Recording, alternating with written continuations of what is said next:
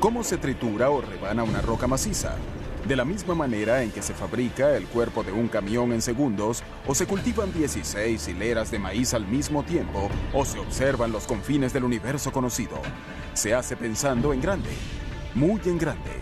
Hoy, las máquinas más grandes del mundo en maravillas modernas.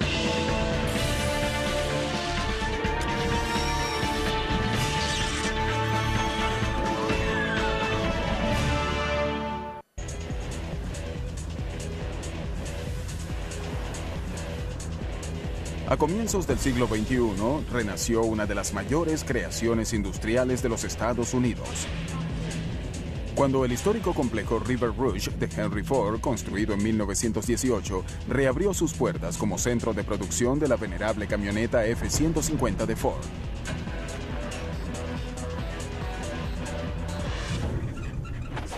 La F-150 es uno de los vehículos más importantes para la compañía automotriz Ford.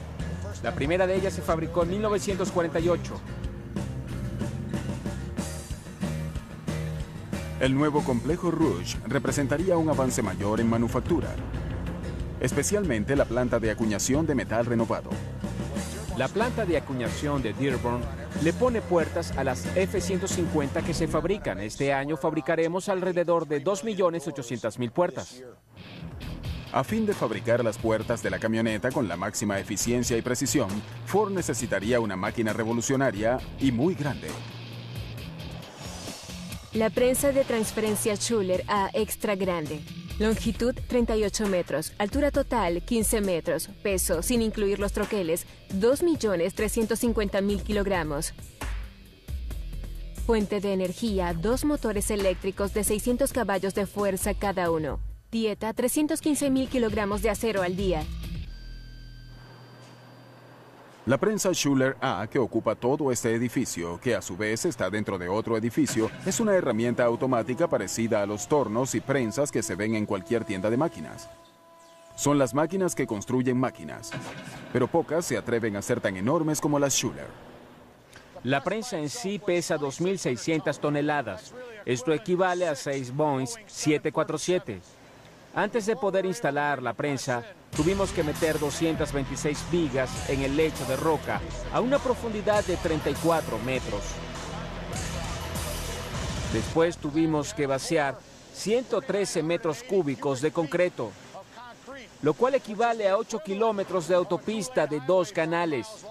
Una vez hecho esto, pudimos comenzar a instalar la prensa. El tamaño de la Schuller es la clave de su eficiencia. Hay 2 razones por las que esta máquina es tan grande. Primero, nos da la posibilidad de fabricar más de una pieza a la vez, es decir, con ella hacemos las puertas de la derecha y de la izquierda al mismo tiempo. Y segundo, se necesita ese tonelaje para moldear las partes. Por eso es tan enorme esta prensa. Estas láminas de acero, aún en blanco, están a punto de entrar a las fauces de la prensa. Aunque solo tienen 1 milímetro de espesor, son de acero sólido. Se necesita una fuerza tremenda para cambiar su forma permanentemente en cuestión de segundos. El poder de la máquina actúa en el momento en que la primera prensa, también llamada deslizadora, baja sobre la lámina en blanco y le imprime la forma de una puerta. En esta máquina en particular, la capacidad combinada de todas las prensas es de 5.300 toneladas. La primera prensa o deslizadora, por sí misma, es capaz de 2.250 toneladas. Es una gran fuerza la que se produce. En cada paso del proceso de fabricación, la lámina en blanco es sostenida entre 2 troqueles de 20.400 kilogramos cada uno que se unen para formar las láminas. Ese sonido fuerte que se escucha es lo que genera la totalidad del tonelaje. Son los troqueles superior e inferior entrando en contacto. La prensa es la máquina y los troqueles son las herramientas. El primer troquel suele ser el que da la forma. A medida que se avanza, estos van cambiando. Algunos troqueles recortan, otros perforan y otros crean rebordes. Depende del tipo de troquel que sea. Una vez completado el proceso, emerge de la prensa un nuevo par de puertas cada 5 segundos. Antes de la llegada de las prensas de transferencia extra grandes y eficientes como las Schuler, cada parte se formaba en 5 o 6 prensas diferentes. Había que transportar la pieza de prensa a prensa y usar entre 3 y 4 líneas de producción para pasar la pieza por un número de hasta 30 prensas diferentes para producir el mismo resultado que produce este único equipo hoy en día. Alcanzar tal nivel de eficiencia requiere de una enorme cantidad de energía.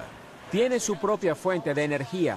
La subestación que tenemos podría alimentar 50 hogares de 4 habitaciones con aire acondicionado. Eso nos da una idea de la cantidad de energía eléctrica que requiere esta prensa. Echaremos un vistazo a la planta eléctrica que alimenta a la máquina. La prensa cuenta con 2 motores de corriente directa que impulsan el volante ubicado detrás de esta unidad de freno con embrague hidráulico. Cuando el volante está en movimiento, la energía queda almacenada.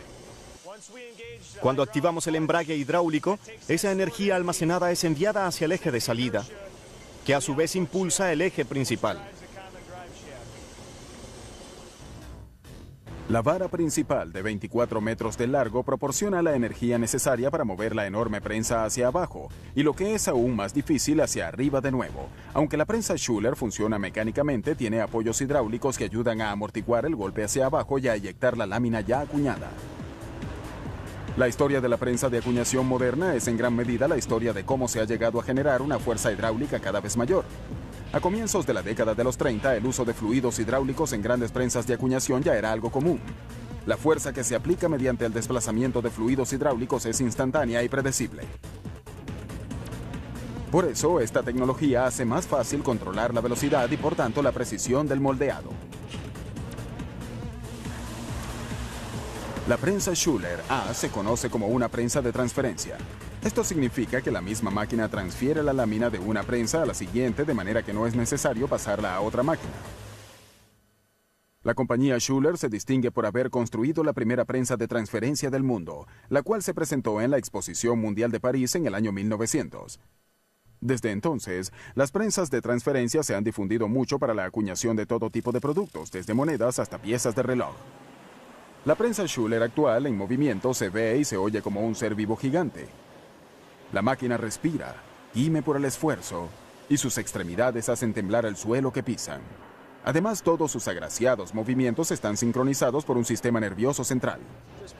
Es una prensa que contiene 304 kilómetros de cable, 91 motores y 8 computadoras. Las computadoras son las que controlan todo.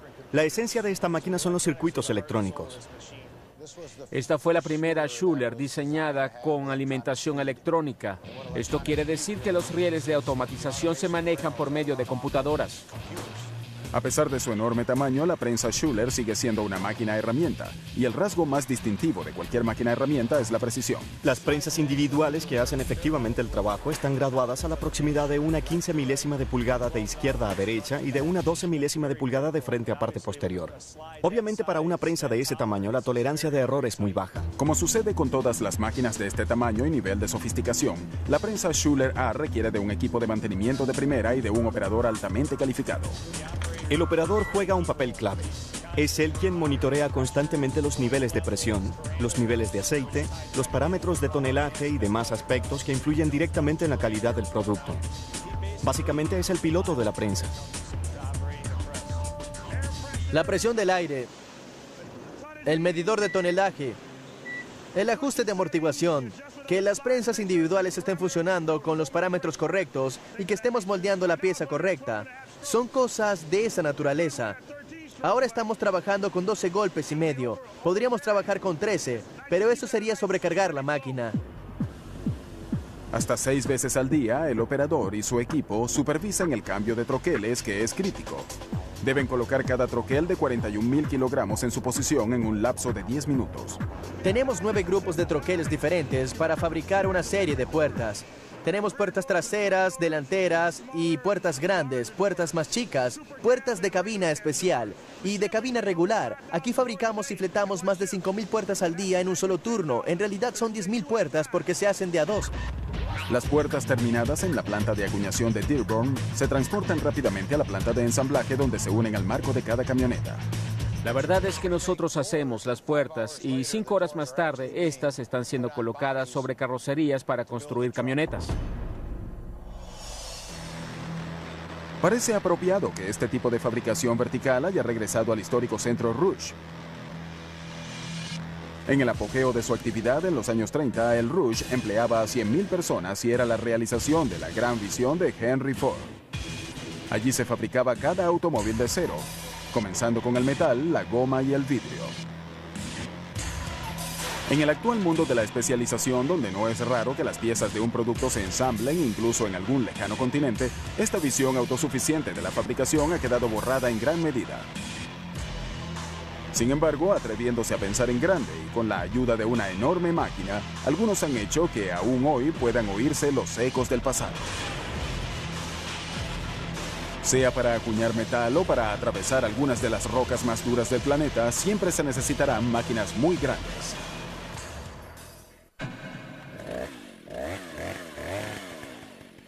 La sierra eléctrica.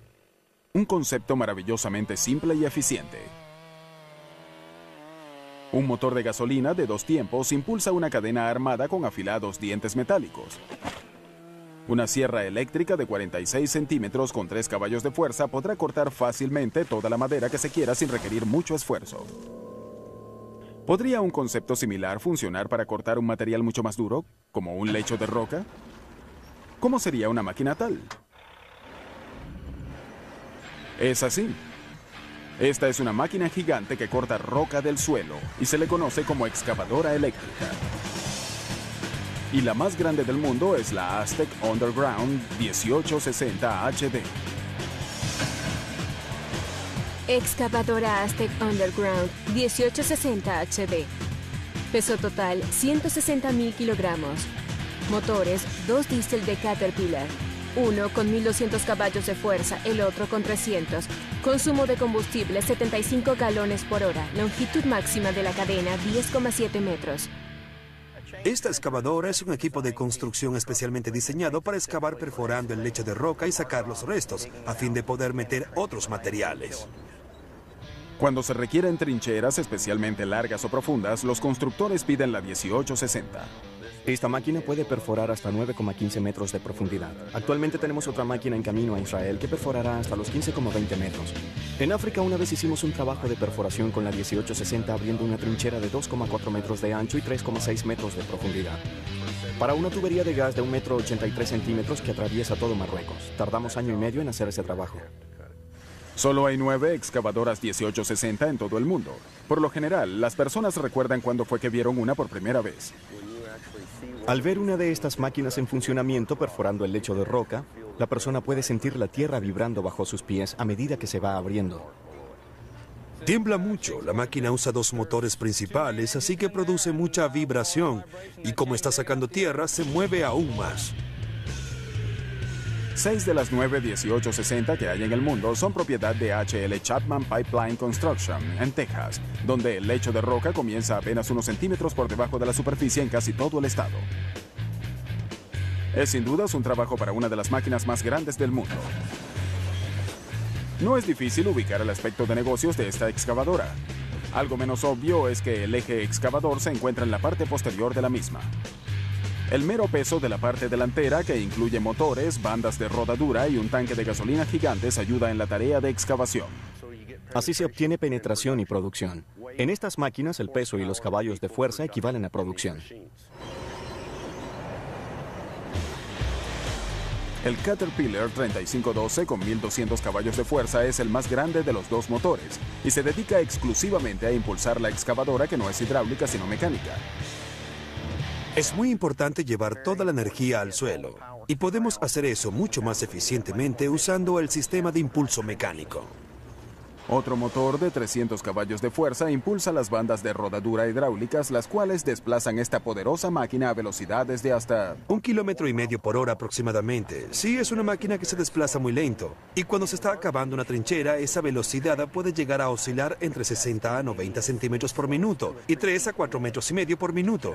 El sistema de rodadura está diseñado más bien en función de generar momento de torsión y de arrastre. El segundo motor impulsa también diversos dispositivos hidráulicos. Básicamente controlamos la velocidad y la rotación de la correa transportadora. También controlamos el eje de perforación, su ascenso y descenso. Y controlamos las bandas de rodadura. Además, por supuesto, dirigimos el corazón de la máquina, que es la vara central, a donde se conecta el eje que perfora la roca como tal. Para quienes estén familiarizados con la sierra eléctrica, este es básicamente el tornillo que se utiliza para ajustar la cadena de la sierra. Sin embargo, nuestro eje es significativamente más grande que el de una sierra eléctrica normal. Debido al peso extra, usamos cilindros engrasados de 1/8 de pulgada a cada lado del eje. Al aplicar presión, el eje se va deslizando hacia afuera. Luego colocamos varias cuñas para mantener fija esa distancia. A pesar de su impactante parecido a una sierra eléctrica, en realidad no es exacto llamar a estas máquinas sierras eléctricas gigantes. Estas excavadoras de zanjas o trincheras son una clase de máquina altamente especializada y sumamente precisa, comenzando por la cadena de aserrada. Sus dientes de acero de carburo están colocados de manera que rompan al máximo la superficie de la roca. Este es nuestro patrón estándar en B. Todas nuestras máquinas lo tienen. Este que ven aquí es el primer diente que hace impacto y rompe la roca. Hace una hendidura en la roca. Luego entra el segundo diente y golpea aquí. Así, esta pequeña área que ven aquí se partirá y convertirá en un fragmento. Los dientes se afilan solos, es decir, siempre tienen punta, lo cual contribuye a la longevidad del diente y a mantener el costo bajo para quien alquila la máquina. El patrón estable de impacto, que es como una sucesión infinita de golpes rápidos, va rompiendo la roca. Idealmente también va produciendo fragmentos relativamente grandes que luego podrán ser utilizados para recubrir las paredes de la trinchera. Este es el tamaño típico para las trincheras pequeñas, y este es el tamaño de fragmentos que nos interesa porque implican producción. La precisión también es indispensable a la hora de controlar la ruta de la excavadora. Sin este control, una máquina tan grande como esta podría producir desastres, ya que muchas veces opera sobre suelos sensibles. Puede haber tuberías de gas o agua ya instaladas en ese mismo suelo. A veces el contratista debe volver a instalar tuberías en el mismo lugar por donde hemos pasado, pero esta vez con menos espacio, quizá con apenas medio metro entre las tuberías de gas y los cableados. Un sistema de posicionamiento guiado por láser dirige al operador a medida que va rompiendo la roca, manteniendo el nivel de la excavadora y el curso de la misma sobre una línea totalmente recta. Hay un poste encima del eje y un receptor en el interior de la cabina. Esto me permite saber si estoy por encima o por debajo. Se ven 3 luces. La verde quiere decir que estoy justamente donde debo estar. Luego hay 2 luces amarillas, una abajo y otra arriba, que indican que estoy a medio centímetro de donde debería. La precisión del 1860 también hace más seguro el serio trabajo de cortar la roca. Esta zanja soportada por los lados tiene estas paredes cuadradas gracias a la capacidad de la misma excavadora. Así es más segura, pues impide que al personal que vaya a trabajar allí dentro le caigan piedras sobre la cabeza. Eso duele. Estas excavadoras encajan perfectamente en Texas, donde todo es, como dicen, más grande. Sin embargo, estas máquinas y los hombres que las mantienen viajan por todo el mundo. Tenemos excavadoras en el Medio Oriente, Europa y en casi todo el mundo. Siempre que haya roca que excavar, tendremos una máquina para el trabajo. Claro que sí. Pero hace falta más de un tipo de máquina para manipular la roca a nuestro antojo. Y a veces la queremos triturada. La Tierra está hecha literalmente de roca. También lo está gran parte de la civilización. En la cantera de Volcan Materials en Manassas, Virginia, se explotan toneladas y toneladas de piedra de la superficie terrestre que luego se procesan para formar agregados adecuados para todo tipo de construcción, desde carreteras hasta paredes de concreto prefabricadas. La mayor parte de nuestra producción va al mercado local en forma de concreto, asfalto y ladrillos. También la usamos como base en vías de tránsito para construir puentes y para entradas de auto de casas particulares. Según la industria, por cada persona que viva en el área debemos suministrar entre 10 y 12 toneladas de roca al año. No es tarea fácil convertir enormes rocas volcánicas de 1,20 metros de ancho en pequeñas piedrecitas uniformes. Es una tarea para la que se requieren máquinas muy grandes, como la que hay en esta estructura de 10 pisos. Esta está diseñada para lidiar con el hecho de que la piedra no suele venir en tamaños convenientes al hombre. Son las trituradoras de roca. La trituradora giratoria superior 4265 de Metso Minerals Peso total 120.000 kilogramos. Altura 10 pisos. Motor eléctrico de 500 caballos de fuerza. Dieta 2.557 toneladas de roca por hora. La 4265 es conocida como trituradora giratoria, debido al movimiento que realiza esta tarea. El implacable giro hacia adelante y hacia atrás que comprime la roca contra las paredes de la recámara. Podrían visualizarlo imaginando que la trituradora es como un cascanueces gigante mecanizado. Opera el mismo principio. Son dos superficies duras que se cierran sobre una superficie blanda que está en el centro. En este caso, créanlo o no, la roca bruta es el material blando. Entonces, son dos piezas de metal mecánicamente dispuestas para unirse comprimiendo la roca. Así, esta se fragmenta en pedazos más pequeños. El proceso comienza en la cabina de control ubicada en la parte superior de la trituradora. Desde allí, el operador tiene una visión frontal y central de cada carga de 100 toneladas de roca que se introduce por la boca de la enorme máquina. Unas regaderas de agua mantienen el nivel de polvo bajo control constantemente. Todas nuestras trituradoras están diseñadas para funcionar con sistemas de embudo. Esto se debe a que las rocas que están arriba ayudan a empujarlas de abajo hacia la recámara de triturado. Además, así las rocas se rozan entre sí y esto facilita la tarea de triturar materiales de gran tamaño. Las trituradoras primarias como esta aceptan rocas de hasta 1 metro de diámetro. El operador Pete Hoff usa un martillo hidráulico para reducir cualquiera que sea más grande que eso. En el centro de la trituradora se encuentra un eje de acero sólido que puede medir hasta 8 metros de largo. La concha en forma de cono colocada sobre el eje provee la superficie de triturado. Tanto el eje como la concha fueron forjados como piezas sólidas de acero. La concha y el eje juntos pesan más de 23.000 kilogramos. Este cascanueces gigante se alimenta de un motor eléctrico de 500 caballos de fuerza. El motor impulsa una vara horizontal fija que está conectada a una gran corona que causa la rotación del eje central gigante. El eje central está metido en una cavidad conocida como excéntrica debido a su forma asimétrica. A medida que el eje central va girando, va moviendo la concha trituradora de un lado a otro contra las paredes de la recámara, 170 veces por minuto y siguiendo un patrón excéntrico. Es imposible que las rocas no se deshagan ahí adentro, pero la concha trituradora no sería nada si las paredes de la recámara no fueran ultra resistentes. Las piezas de esta máquina son todas de acero. Son vaciadas en un tipo de acero muy bien reforzado, así que la recámara es sumamente resistente. Además, las superficies están protegidas con una revestidura de manganeso o bien de una aleación de acero. 2 pisos por debajo de la sala de control, la trituración va a toda marcha.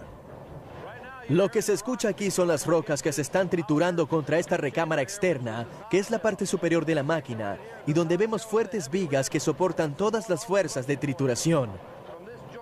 Desde aquí hacia abajo está la parte inferior de la máquina, donde se encuentra toda la parte mecánica, el cojinete del excéntrico, el de la concha inferior, el excéntrico, y debajo de eso está el sistema de posicionamiento del eje central.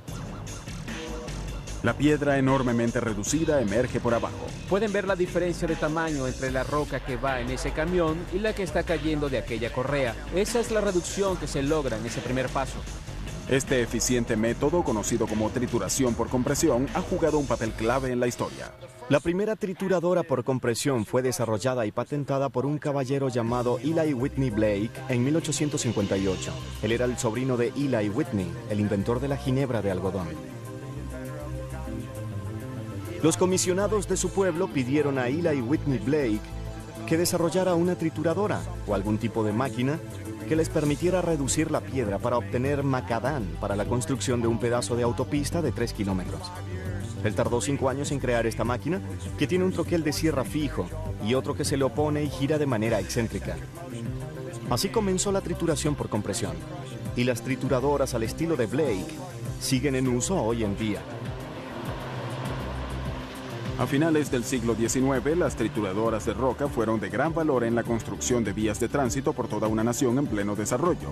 También sirvieron para extraer metales preciosos de bloques gigantes de piedra.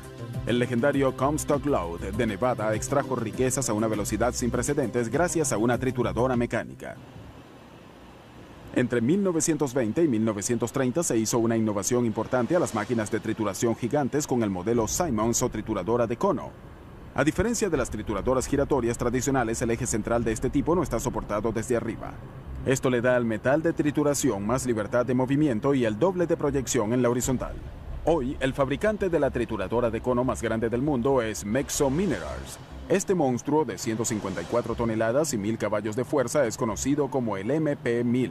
Y casualmente también reside en la cantera de Vulcan Materials en Manassas, Virginia. El MP1000 es la máquina más grande de este tipo que se haya construido jamás. También es la más avanzada tecnológicamente. Es emocionante ver cómo funciona. El MP1000 es la trituradora secundaria en esta cantera. La roca ya reducida por la trituradora giratoria ha llegado hasta aquí sobre una banda transportadora y espera para ser triturada nuevamente. El rápido impulso de la concha pulverizará la roca contra el recipiente gigante de acero en forma de cono.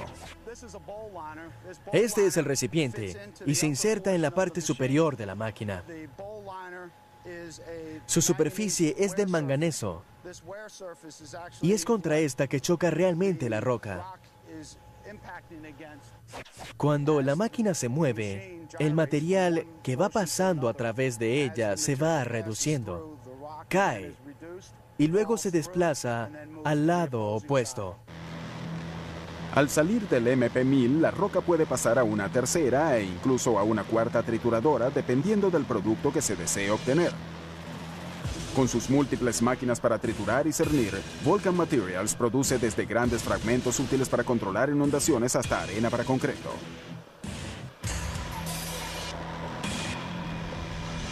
La piedra triturada resulta de la fuerza y la precisión. Y esta es una combinación que funciona también en la granja. Prepárense para una cosecha de alta tecnología con la cosechadora más grande del mundo.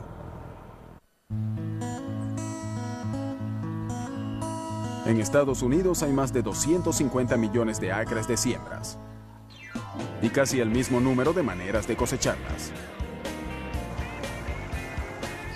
Pero la máquina que ha llegado a representar el tiempo de la cosecha en nuestros campos es la poderosa cosechadora trilladora o combinada. Ninguna otra cosechadora ofrece la misma mezcla de ferocidad al cortar, gentileza al separar y rapidez al descargar. Esta máquina puede convertir docenas de hileras de enormes plantas en grano listo para ser comercializado en cuestión de segundos. Su nombre se debe a que realiza varios procesos.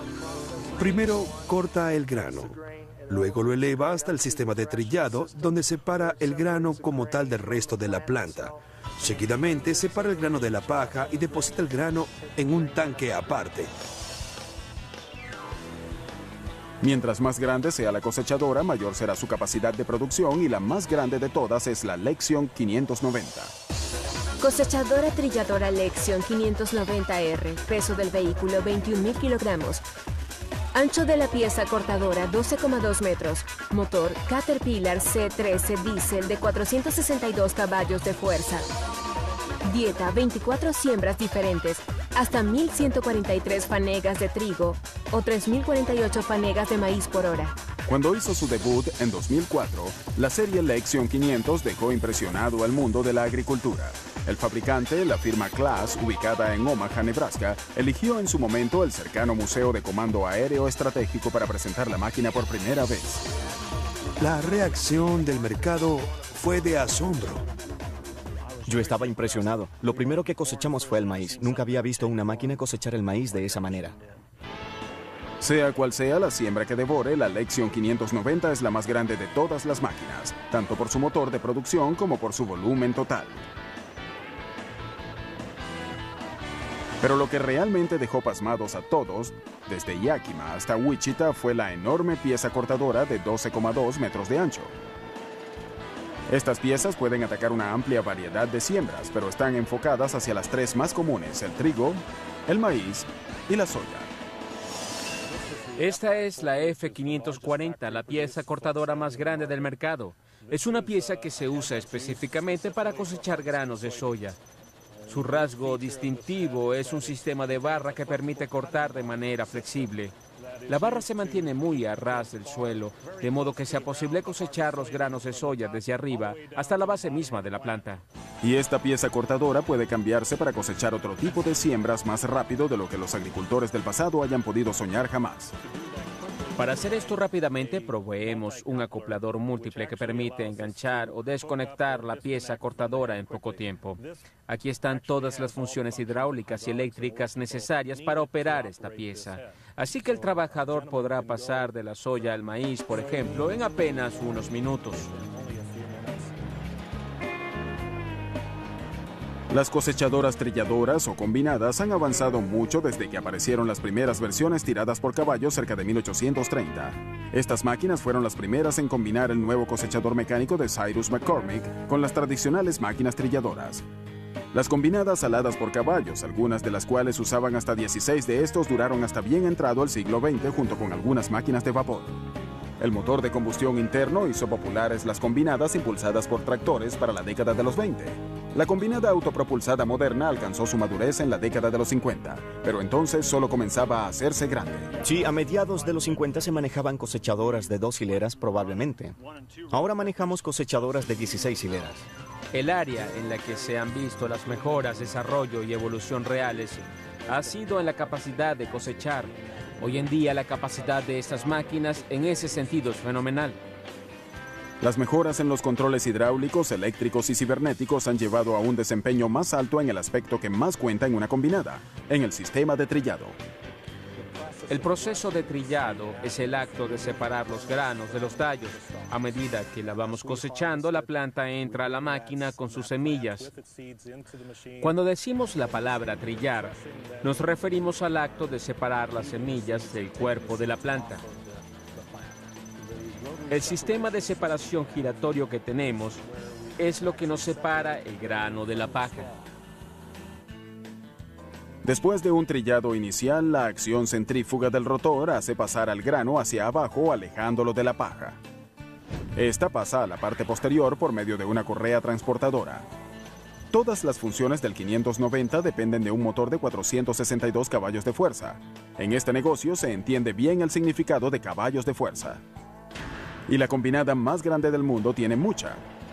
Sin embargo, la fuerza de esos 462 caballos se distribuye de tal manera que la máquina resulta ser una fábrica sobre ruedas. El motor diésel como tal, aunque es grande, está sobre un sistema mucho más grande de cilindros hidráulicos y bandas mecánicas. Así que del motor sacamos una bomba hidrostática que impulsa la transmisión de suelo y genera otras transmisiones para el sistema de trillado, el sistema de separación y el sistema de limpieza. Y cada uno de estos sistemas tiene una transmisión aparte. La lógica nos dice que la pieza cortadora más grande y potente requiere del tanque de grano más grande del mundo, capaz de contener hasta 229 fanegas de producto. Para los que no saben de agricultura, eso equivale a 9.000 kilogramos de grano. Pero dada la velocidad con que cosecha la 590, incluso un tanque tan grande como ese puede llenarse en apenas 5 minutos. De ahí que se tenga también el sistema de descarga más largo y potente del mundo. Usualmente descargamos a medida que cosechamos, nunca paramos. Luego enviamos 4 camiones con el producto desde el campo hasta el elevador. Descargamos 2 fanegas por segundo. Quiere decir que podemos descargar un tanque de 229 fanegas en menos de 2 minutos. Mientras se cosecha la siembra, el residuo se muele y se esparce.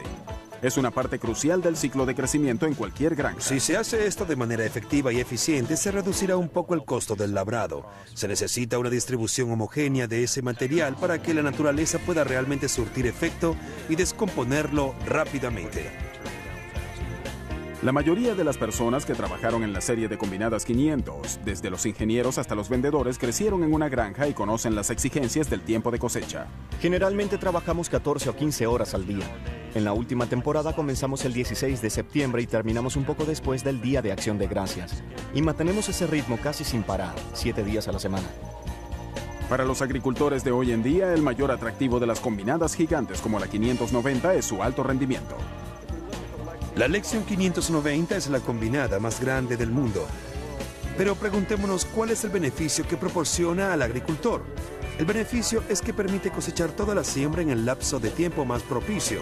Esto significa que la calidad del grano obtenido será mayor, con lo cual el dinero ganado también será mucho mayor. Actualmente hacemos con una combinada lo que antes hacíamos con 4 o 5 máquinas y 4 o 5 operadores. Siempre me pregunto cuándo se detendrá tanto crecimiento. No sé de qué manera podríamos crecer más, pero estoy seguro de que lo haremos. Las máquinas grandes son esenciales para alimentar al mundo. Y en un universo también grande nos ayudan a buscar nuevos mundos. En la isla de Hawái, 4.250 metros sobre el mar azul y las playas de arenas negras, e incluso por encima de las nubes, sobre las frías y áridas pendientes de un volcán durmiente llamado Mauna Kea, 13 telescopios le abren sus puertas al cielo en representación de 11 naciones. Mauna Kea es uno de los mejores sitios para la observación astronómica por diversas razones. Como ven, estamos a unos 4.250 metros sobre el nivel del mar.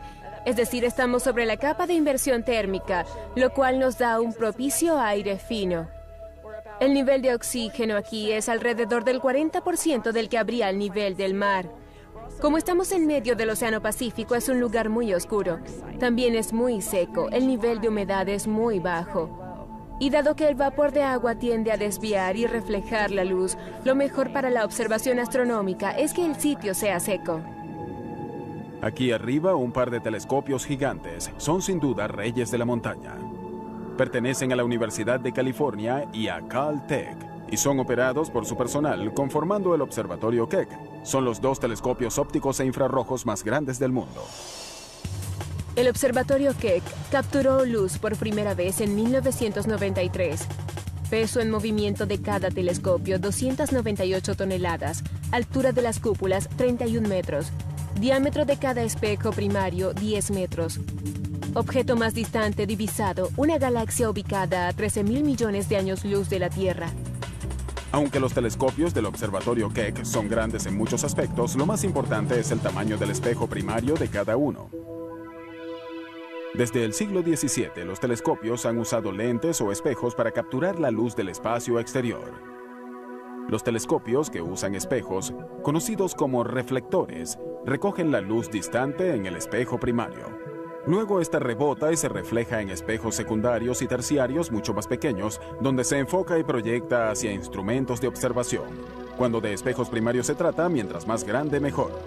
La idea de construir telescopios cada vez más grandes es crear recipientes de luz cada vez más grandes. De lo que se trata es de capturar el mayor número posible de fotones. Antes de los Keck, el tamaño de los espejos ópticos había parecido llegar a un límite. El espejo del Hale, de 4,88 metros de diámetro en el Observatorio Palomar de California, había sido el más grande durante 3 décadas, hasta que la Unión Soviética logró fabricar uno de 6,10 metros para su telescopio BTA-6. Existe un límite práctico al tamaño de un espejo primario. Los contenedores de flete tienen una capacidad limitada a 8,2 metros de diámetro. Y hay que tomar en cuenta si se va a pasar por debajo de un puente. De modo que hay un límite relacionado con la ingeniería civil que mantuvo el diámetro de los telescopios en unos 8 metros. En la década de los 80 emergió un concepto radical de un equipo de científicos de la Universidad de California liderados por Jerry Nelson.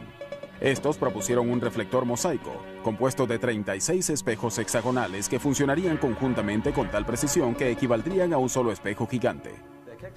Los telescopios Keck representan un cambio de paradigma en la fabricación de telescopios porque no están limitados por el tamaño de la pieza de vidrio. Se dieron cuenta de que podían usar muchos espejos más pequeños para fabricar un gran telescopio y luego usar la computación para controlar la superficie y hacer que se comportara como un único espejo.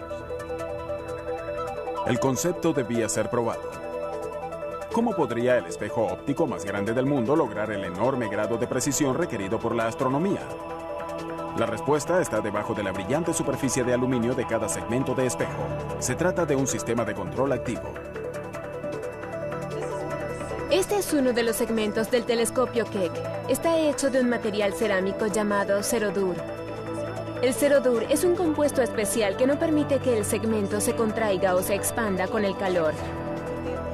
Una vez quitado el aluminio, podemos ver los impulsores. Estos irán moviendo el segmento para darle su posición exacta. Los 108 impulsores, 3 por segmento, mueven el vidrio hasta 2 veces por segundo, ajustando constantemente en base a las diminutas deformaciones que causan en la superficie del espejo la rotación de la Tierra, los cambios de temperatura externa e incluso el viento. Un total de 168 sensores, ubicados sobre los bordes de cada segmento, reportan los cambios de posición a una computadora central que, a su vez, envía comandos a los impulsores. Todo esto ocurre en un instante.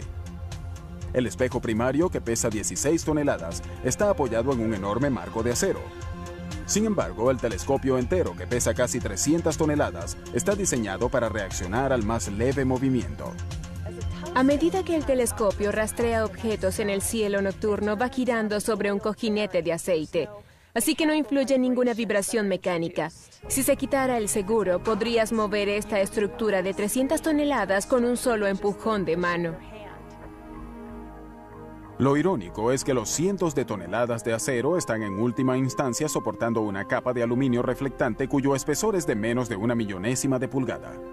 El espejo segmentado ha resultado ser un triunfo.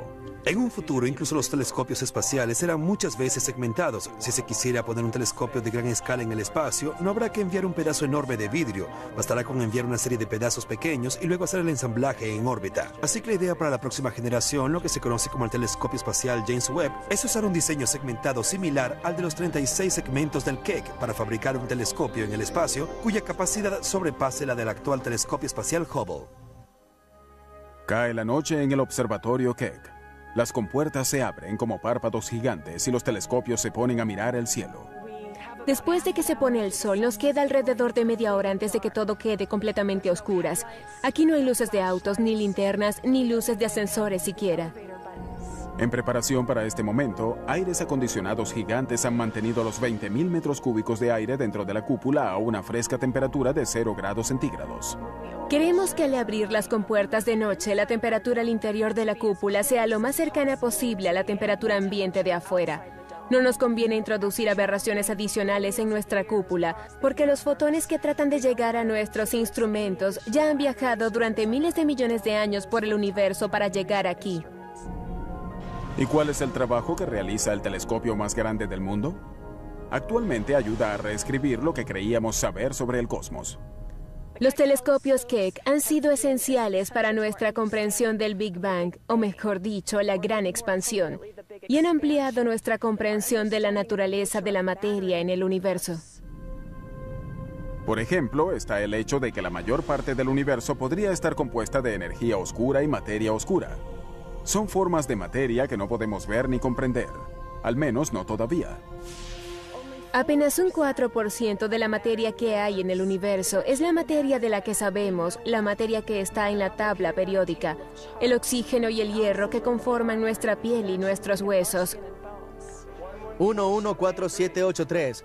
Es un planeta cocido. Adelántalo. ¿Un nuevo planeta? Es un nuevo planeta. Creo que los descubrimientos de planetas que orbitan estrellas diferentes a nuestro Sol son lo que más dará a conocer a los telescopios Keck. Hasta la fecha, los telescopios Keck han confirmado el descubrimiento de más planetas extrasolares que cualquier otro telescopio en la Tierra o en el espacio. Uno de los prospectos más emocionantes de un telescopio gigante es que algún día, en alguna parte, podría encontrar criaturas como nosotros. Y quizás esas criaturas compartirían nuestro interés en construir máquinas a gran escala. Máquinas capaces de cortar, triturar y moldear el material del que está hecho el planeta, para convertirlo en vías de tránsito, vehículos y grandes máquinas cosechadoras. Quizá ahora mismo estén usando unas de las máquinas más grandes de su mundo para observarnos a nosotros.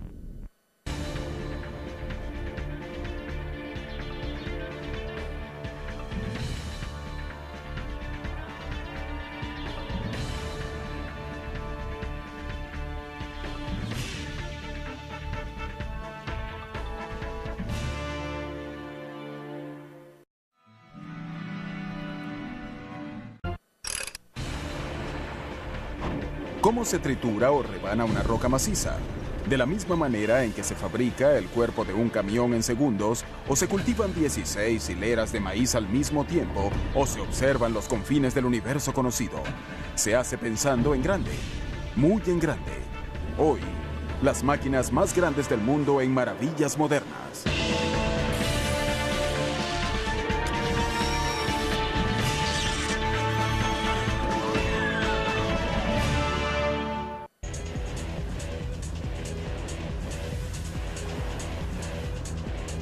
A comienzos del siglo XXI, renació una de las mayores creaciones industriales de los Estados Unidos. Cuando el histórico complejo River Rouge de Henry Ford, construido en 1918, reabrió sus puertas como centro de producción de la venerable camioneta F-150 de Ford.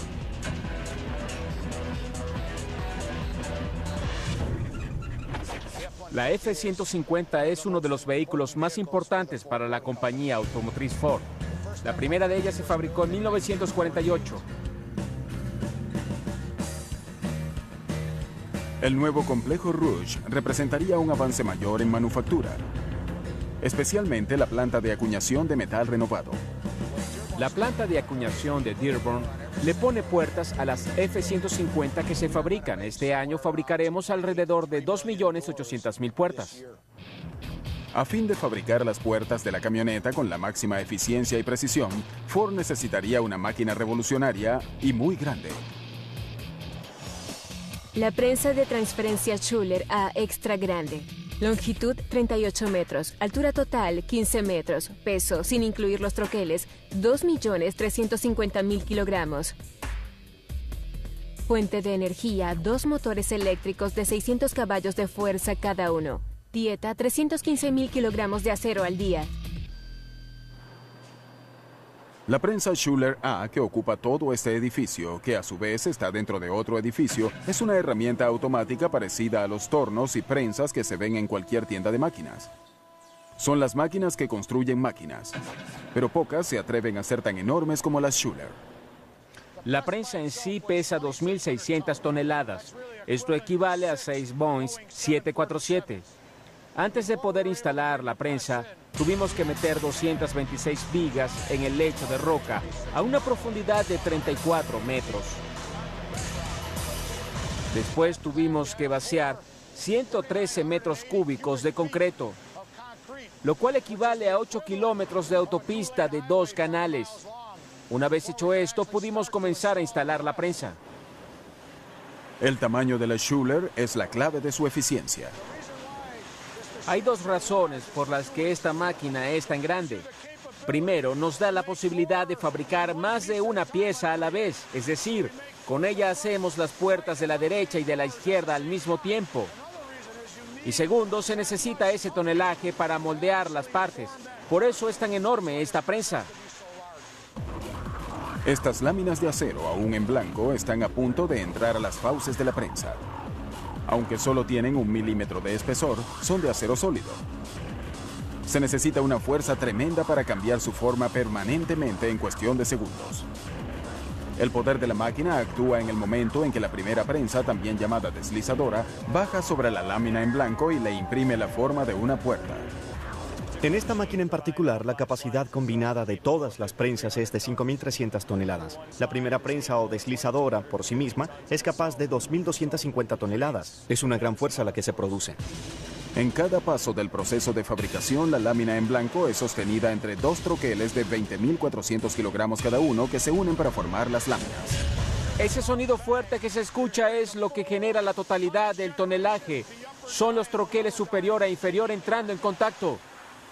La prensa es la máquina y los troqueles son las herramientas. El primer troquel suele ser el que da la forma. A medida que se avanza, estos van cambiando. Algunos troqueles recortan, otros perforan y otros crean rebordes. Depende del tipo de troquel que sea. Una vez completado el proceso, emerge de la prensa un nuevo par de puertas cada 5 segundos.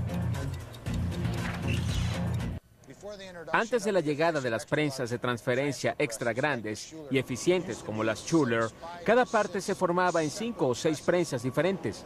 Había que transportar la pieza de prensa a prensa y usar entre 3 y 4 líneas de producción para pasar la pieza por un número de hasta 30 prensas diferentes para producir el mismo resultado que produce este único equipo hoy en día. Alcanzar tal nivel de eficiencia requiere de una enorme cantidad de energía. Tiene su propia fuente de energía. La subestación que tenemos podría alimentar 50 hogares de 4 habitaciones con aire acondicionado. Eso nos da una idea de la cantidad de energía eléctrica que requiere esta prensa. Echaremos un vistazo a la planta eléctrica que alimenta a la máquina. La prensa cuenta con 2 motores de corriente directa que impulsan el volante ubicado detrás de esta unidad de freno con embrague hidráulico. Cuando el volante está en movimiento, la energía queda almacenada. Cuando activamos el embrague hidráulico, esa energía almacenada es enviada hacia el eje de salida, que a su vez impulsa el eje principal. La vara principal de 24 metros de largo proporciona la energía necesaria para mover la enorme prensa hacia abajo, y lo que es aún más difícil hacia arriba de nuevo. Aunque la prensa Schuler funciona mecánicamente, tiene apoyos hidráulicos que ayudan a amortiguar el golpe hacia abajo y a eyectar la lámina ya acuñada. La historia de la prensa de acuñación moderna es en gran medida la historia de cómo se ha llegado a generar una fuerza hidráulica cada vez mayor. A comienzos de la década de los 30, el uso de fluidos hidráulicos en grandes prensas de acuñación ya era algo común. La fuerza que se aplica mediante el desplazamiento de fluidos hidráulicos es instantánea y predecible. Por eso, esta tecnología hace más fácil controlar la velocidad y por tanto la precisión del moldeado. La prensa Schuler A se conoce como una prensa de transferencia. Esto significa que la misma máquina transfiere la lámina de una prensa a la siguiente de manera que no es necesario pasarla a otra máquina. La compañía Schuler se distingue por haber construido la primera prensa de transferencia del mundo, la cual se presentó en la Exposición Mundial de París en el año 1900. Desde entonces, las prensas de transferencia se han difundido mucho para la acuñación de todo tipo de productos, desde monedas hasta piezas de reloj. La prensa Schuler actual en movimiento se ve y se oye como un ser vivo gigante. La máquina respira, gime por el esfuerzo, y sus extremidades hacen temblar el suelo que pisan. Además, todos sus agraciados movimientos están sincronizados por un sistema nervioso central. Es una prensa que contiene 304 kilómetros de cable, 91 motores y 8 computadoras. Las computadoras son las que controlan todo. La esencia de esta máquina son los circuitos electrónicos. Esta fue la primera Schuler diseñada con alimentación electrónica. Esto quiere decir que los rieles de automatización se manejan por medio de computadoras. A pesar de su enorme tamaño, la prensa Schuler sigue siendo una máquina herramienta, y el rasgo más distintivo de cualquier máquina herramienta es la precisión. Las prensas individuales que hacen efectivamente el trabajo están graduadas a la proximidad de una 15 milésima de pulgada de izquierda a derecha y de una 12 milésima de pulgada de frente a parte posterior. Obviamente, para una prensa de ese tamaño, la tolerancia de error es muy baja. Como sucede con todas las máquinas de este tamaño y nivel de sofisticación, la prensa Schuler A requiere de un equipo de mantenimiento de primera y de un operador altamente calificado. El operador juega un papel clave. Es él quien monitorea constantemente los niveles de presión, los niveles de aceite, los parámetros de tonelaje y demás aspectos que influyen directamente en la calidad del producto. Básicamente es el piloto de la prensa. La presión del aire, el medidor de tonelaje, el ajuste de amortiguación, que las prensas individuales estén funcionando con los parámetros correctos y que estemos moldeando la pieza correcta, son cosas de esa naturaleza. Ahora estamos trabajando con 12 golpes y medio. Podríamos trabajar con 13, pero eso sería sobrecargar la máquina. Hasta 6 veces al día, el operador y su equipo supervisan el cambio de troqueles, que es crítico. Deben colocar cada troquel de 41.000 kilogramos en su posición en un lapso de 10 minutos. Tenemos 9 grupos de troqueles diferentes para fabricar una serie de puertas. Tenemos puertas traseras, delanteras y puertas grandes, puertas más chicas, puertas de cabina especial y de cabina regular. Aquí fabricamos y fletamos más de 5.000 puertas al día en un solo turno. En realidad son 10.000 puertas porque se hacen de a 2. Las puertas terminadas en la planta de acuñación de Dearborn se transportan rápidamente a la planta de ensamblaje, donde se unen al marco de cada camioneta. La verdad es que nosotros hacemos las puertas y 5 horas más tarde, estas están siendo colocadas sobre carrocerías para construir camionetas. Parece apropiado que este tipo de fabricación vertical haya regresado al histórico centro Rouge. En el apogeo de su actividad en los años 30, el Rouge empleaba a 100.000 personas y era la realización de la gran visión de Henry Ford. Allí se fabricaba cada automóvil de cero, comenzando con el metal, la goma y el vidrio. En el actual mundo de la especialización, donde no es raro que las piezas de un producto se ensamblen incluso en algún lejano continente, esta visión autosuficiente de la fabricación ha quedado borrada en gran medida. Sin embargo, atreviéndose a pensar en grande y con la ayuda de una enorme máquina, algunos han hecho que aún hoy puedan oírse los ecos del pasado. Sea para acuñar metal o para atravesar algunas de las rocas más duras del planeta, siempre se necesitarán máquinas muy grandes.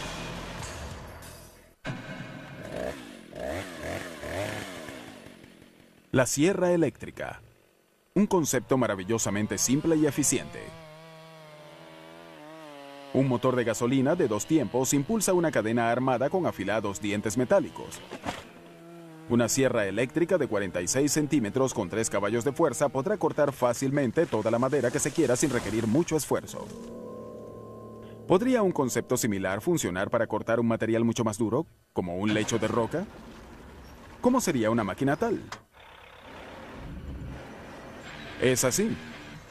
Esta es una máquina gigante que corta roca del suelo y se le conoce como excavadora eléctrica.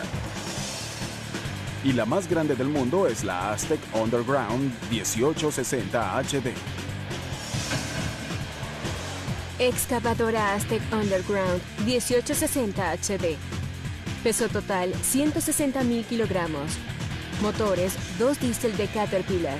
Uno con 1200 caballos de fuerza, el otro con 300. Consumo de combustible 75 galones por hora. Longitud máxima de la cadena 10,7 metros. Esta excavadora es un equipo de construcción especialmente diseñado para excavar perforando el lecho de roca y sacar los restos, a fin de poder meter otros materiales. Cuando se requieren trincheras especialmente largas o profundas, los constructores piden la 1860. Esta máquina puede perforar hasta 9,15 metros de profundidad. Actualmente tenemos otra máquina en camino a Israel que perforará hasta los 15,20 metros. En África una vez hicimos un trabajo de perforación con la 1860 abriendo una trinchera de 2,4 metros de ancho y 3,6 metros de profundidad. Para una tubería de gas de 1,83 metros que atraviesa todo Marruecos. Tardamos 1 año y medio en hacer ese trabajo. Solo hay 9 excavadoras 1860 en todo el mundo. Por lo general, las personas recuerdan cuándo fue que vieron una por primera vez. Al ver una de estas máquinas en funcionamiento perforando el lecho de roca, la persona puede sentir la tierra vibrando bajo sus pies a medida que se va abriendo. Tiembla mucho, la máquina usa 2 motores principales, así que produce mucha vibración, y como está sacando tierra, se mueve aún más.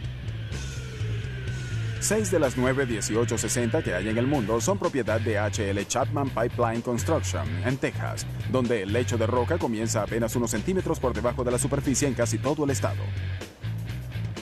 Es sin dudas un trabajo para una de las máquinas más grandes del mundo. No es difícil ubicar el aspecto de negocios de esta excavadora. Algo menos obvio es que el eje excavador se encuentra en la parte posterior de la misma. El mero peso de la parte delantera, que incluye motores, bandas de rodadura y un tanque de gasolina gigantes, ayuda en la tarea de excavación. Así se obtiene penetración y producción. En estas máquinas, el peso y los caballos de fuerza equivalen a producción. El Caterpillar 3512 con 1200 caballos de fuerza es el más grande de los 2 motores y se dedica exclusivamente a impulsar la excavadora, que no es hidráulica sino mecánica. Es muy importante llevar toda la energía al suelo, y podemos hacer eso mucho más eficientemente usando el sistema de impulso mecánico. Otro motor de 300 caballos de fuerza impulsa las bandas de rodadura hidráulicas, las cuales desplazan esta poderosa máquina a velocidades de hasta 1,5 kilómetros por hora aproximadamente. Sí, es una máquina que se desplaza muy lento, y cuando se está acabando una trinchera, esa velocidad puede llegar a oscilar entre 60 a 90 centímetros por minuto y 3 a 4,5 metros por minuto. El sistema de rodadura está diseñado más bien en función de generar momento de torsión y de arrastre. El segundo motor impulsa también diversos dispositivos hidráulicos. Básicamente controlamos la velocidad y la rotación de la correa transportadora. También controlamos el eje de perforación, su ascenso y descenso. Y controlamos las bandas de rodadura. Además, por supuesto, dirigimos el corazón de la máquina, que es la vara central, a donde se conecta el eje que perfora la roca como tal. Para quienes estén familiarizados con la sierra eléctrica, este es básicamente el tornillo que se utiliza para ajustar la cadena de la sierra. Sin embargo, nuestro eje es significativamente más grande que el de una sierra eléctrica normal. Debido al peso extra, usamos cilindros engrasados de 1/8 de pulgada a cada lado del eje. Al aplicar presión, el eje se va deslizando hacia afuera. Luego colocamos varias cuñas para mantener fija esa distancia. A pesar de su impactante parecido a una sierra eléctrica, en realidad no es exacto llamar a estas máquinas sierras eléctricas gigantes. Estas excavadoras de zanjas o trincheras son una clase de máquina altamente especializada y sumamente precisa, comenzando por la cadena de aserrada. Sus dientes de acero de carburo están colocados de manera que rompan al máximo la superficie de la roca. Este es nuestro patrón estándar en B. Todas nuestras máquinas lo tienen. Este que ven aquí es el primer diente que hace impacto y rompe la roca. Hace una hendidura en la roca. Luego entra el segundo diente y golpea aquí. Así, esta pequeña área que ven aquí se partirá y convertirá en un fragmento. Los dientes se afilan solos, es decir, siempre tienen punta, lo cual contribuye a la longevidad del diente y a mantener el costo bajo para quien alquila la máquina. El patrón estable de impacto, que es como una sucesión infinita de golpes rápidos, va rompiendo la roca. Idealmente también va produciendo fragmentos relativamente grandes que luego podrán ser utilizados para recubrir las paredes de la trinchera. Este es el tamaño típico para las trincheras pequeñas, y este es el tamaño de fragmentos que nos interesa porque implican producción. La precisión también es indispensable a la hora de controlar la ruta de la excavadora. Sin este control, una máquina tan grande como esta podría producir desastres, ya que muchas veces opera sobre suelos sensibles. Puede haber tuberías de gas o agua ya instaladas en ese mismo suelo. A veces el contratista debe volver a instalar tuberías en el mismo lugar por donde hemos pasado, pero esta vez con menos espacio, quizá con apenas medio metro entre las tuberías de gas y los cableados. Un sistema de posicionamiento guiado por láser dirige al operador a medida que va rompiendo la roca, manteniendo el nivel de la excavadora y el curso de la misma sobre una línea totalmente recta. Hay un poste encima del eje y un receptor en el interior de la cabina. Esto me permite saber si estoy por encima o por debajo. Se ven 3 luces. La verde quiere decir que estoy justamente donde debo estar. Luego hay 2 luces amarillas, una abajo y otra arriba, que indican que estoy a medio centímetro de donde debería. La precisión del 1860 también hace más seguro el serio trabajo de cortar la roca. Esta zanja soportada por los lados tiene estas paredes cuadradas gracias a la capacidad de la misma excavadora. Así es más segura, pues impide que al personal que vaya a trabajar allí dentro le caigan piedras sobre la cabeza. Eso duele. Estas excavadoras encajan perfectamente en Texas, donde todo es, como dicen, más grande. Sin embargo, estas máquinas y los hombres que las mantienen viajan por todo el mundo. Tenemos excavadoras en el Medio Oriente, Europa y en casi todo el mundo. Siempre que haya roca que excavar, tendremos una máquina para el trabajo. Claro que sí. Pero hace falta más de un tipo de máquina para manipular la roca a nuestro antojo. Y a veces la queremos triturada. La Tierra está hecha literalmente de roca. También lo está gran parte de la civilización.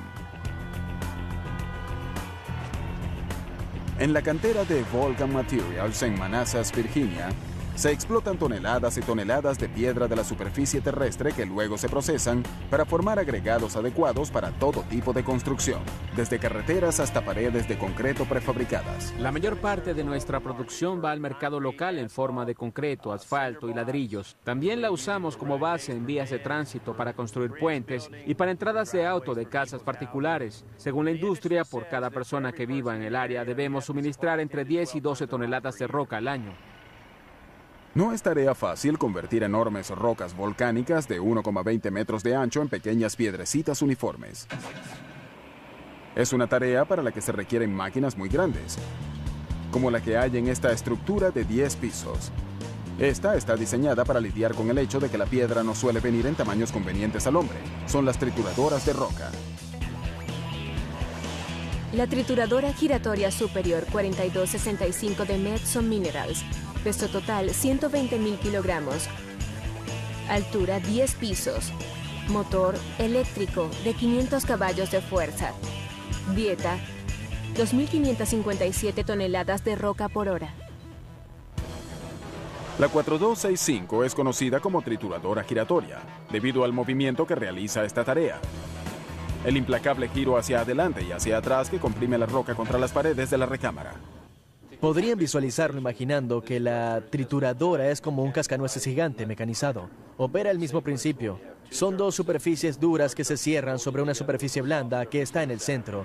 En este caso, créanlo o no, la roca bruta es el material blando. Entonces, son 2 piezas de metal mecánicamente dispuestas para unirse comprimiendo la roca. Así, esta se fragmenta en pedazos más pequeños. El proceso comienza en la cabina de control ubicada en la parte superior de la trituradora. Desde allí, el operador tiene una visión frontal y central de cada carga de 100 toneladas de roca que se introduce por la boca de la enorme máquina. Unas regaderas de agua mantienen el nivel de polvo bajo control constantemente. Todas nuestras trituradoras están diseñadas para funcionar con sistemas de embudo. Esto se debe a que las rocas que están arriba ayudan a empujarlas de abajo hacia la recámara de triturado. Además, así las rocas se rozan entre sí y esto facilita la tarea de triturar materiales de gran tamaño. Las trituradoras primarias como esta aceptan rocas de hasta 1 metro de diámetro. El operador Pete Hoff usa un martillo hidráulico para reducir cualquiera que sea más grande que eso. En el centro de la trituradora se encuentra un eje de acero sólido que puede medir hasta 8 metros de largo. La concha en forma de cono colocada sobre el eje provee la superficie de triturado. Tanto el eje como la concha fueron forjados como piezas sólidas de acero. La concha y el eje juntos pesan más de 23.000 kilogramos. Este cascanueces gigante se alimenta de un motor eléctrico de 500 caballos de fuerza.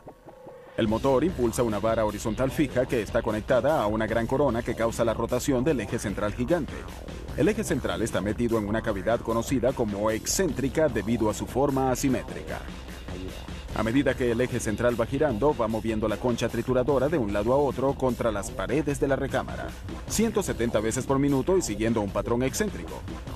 Es imposible que las rocas no se deshagan ahí adentro, pero la concha trituradora no sería nada si las paredes de la recámara no fueran ultra resistentes. Las piezas de esta máquina son todas de acero. Son vaciadas en un tipo de acero muy bien reforzado, así que la recámara es sumamente resistente. Además, las superficies están protegidas con una revestidura de manganeso o bien de una aleación de acero.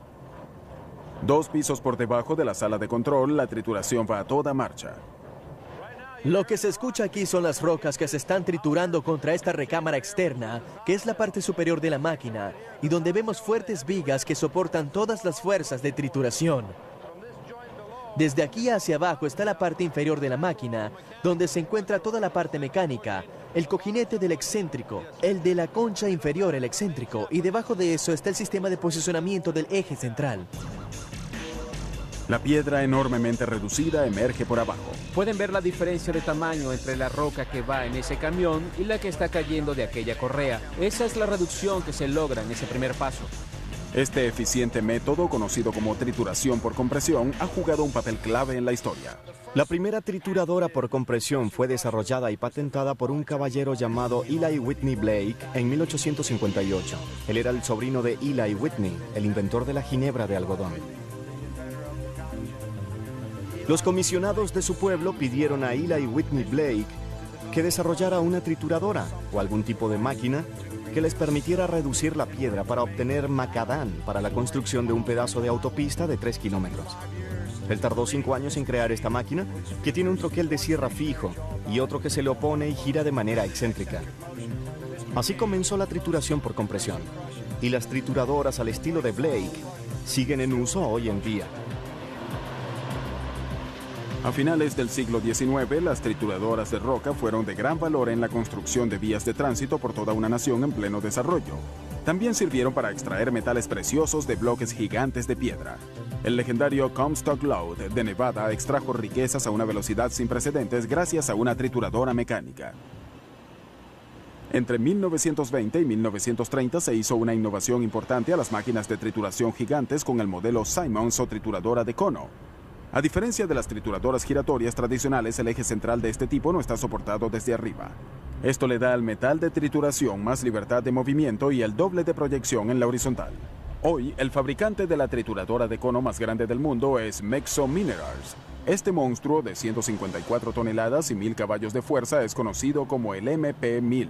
Y casualmente también reside en la cantera de Vulcan Materials en Manassas, Virginia.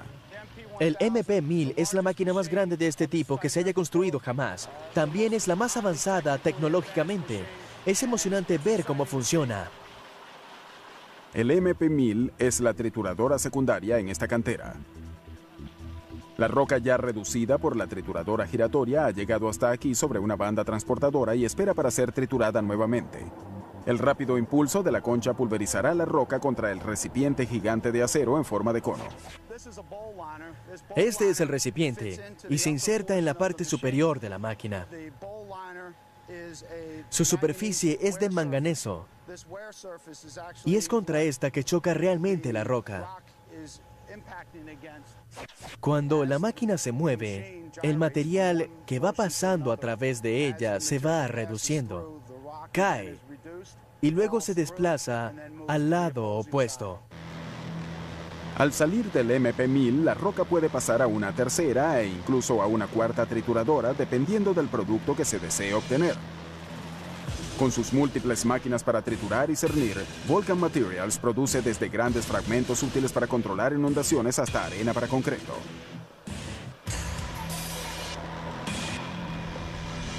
La piedra triturada resulta de la fuerza y la precisión. Y esta es una combinación que funciona también en la granja. Prepárense para una cosecha de alta tecnología con la cosechadora más grande del mundo.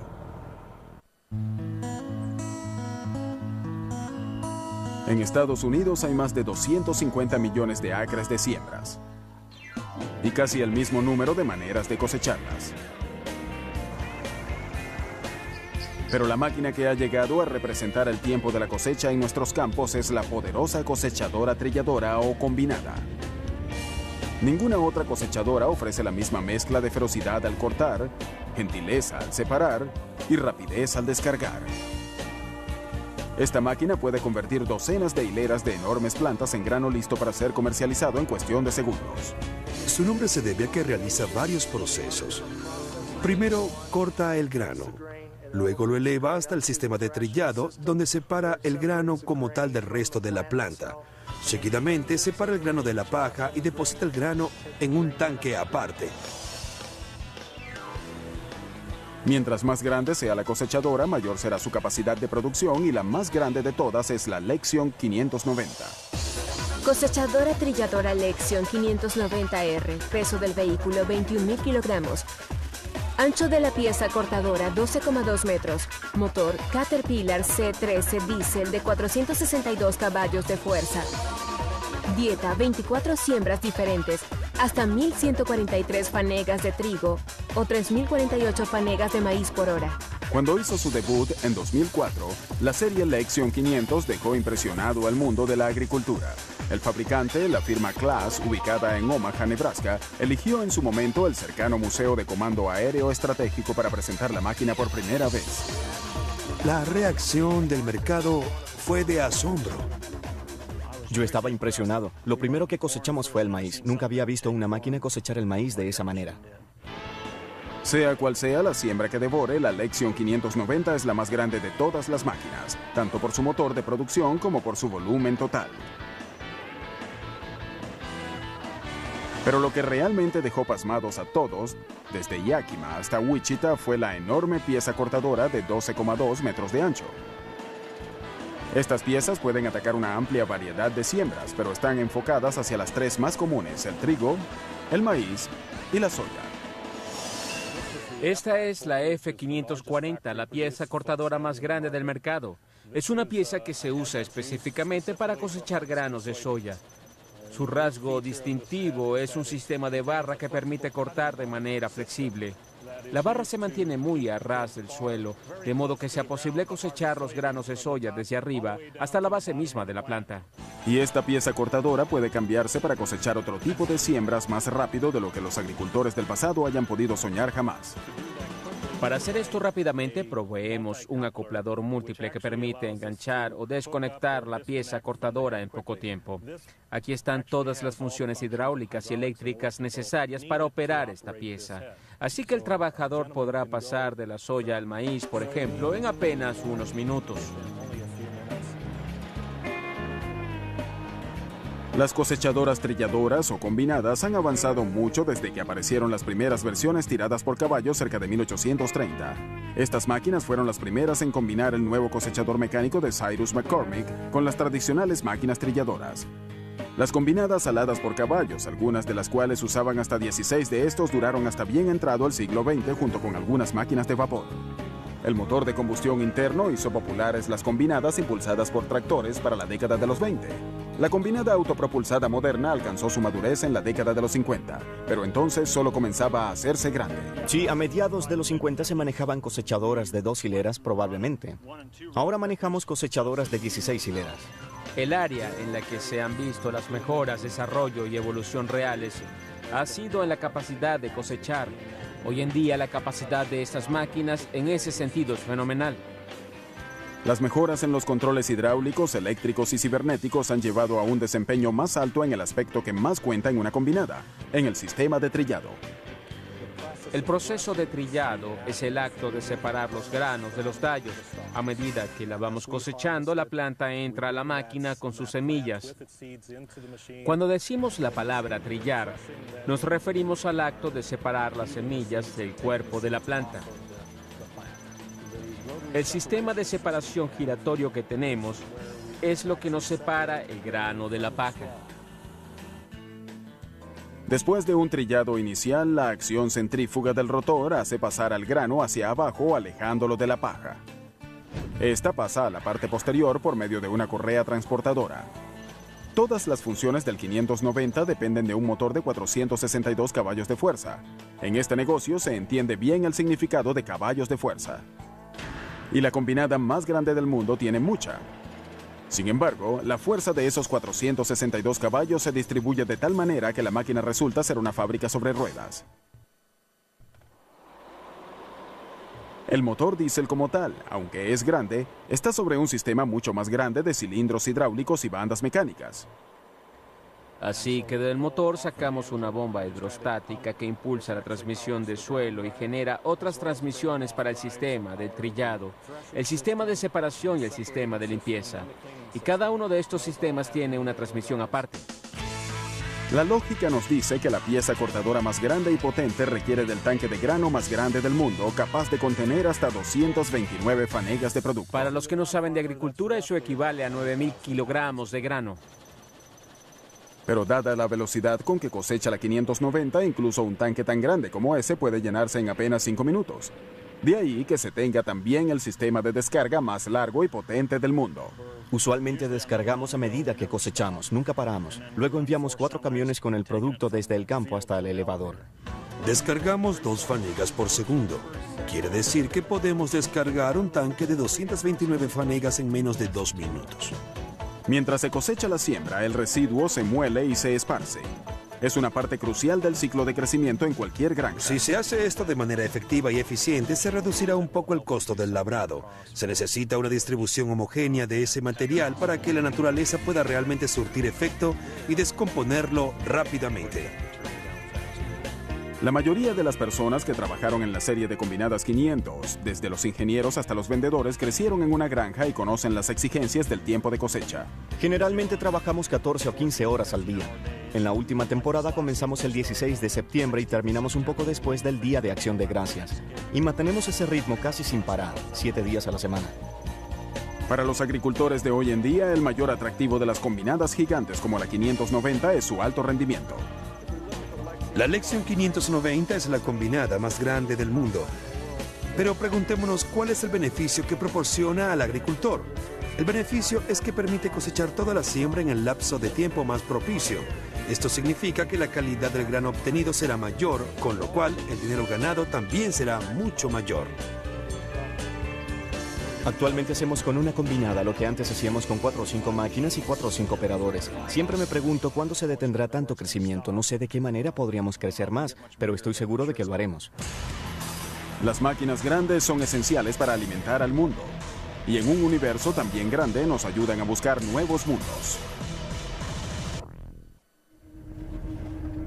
En la isla de Hawái, 4.250 metros sobre el mar azul y las playas de arenas negras, e incluso por encima de las nubes, sobre las frías y áridas pendientes de un volcán durmiente llamado Mauna Kea, 13 telescopios le abren sus puertas al cielo en representación de 11 naciones. Mauna Kea es uno de los mejores sitios para la observación astronómica por diversas razones. Como ven, estamos a unos 4.250 metros sobre el nivel del mar. Es decir, estamos sobre la capa de inversión térmica, lo cual nos da un propicio aire fino. El nivel de oxígeno aquí es alrededor del 40% del que habría al nivel del mar.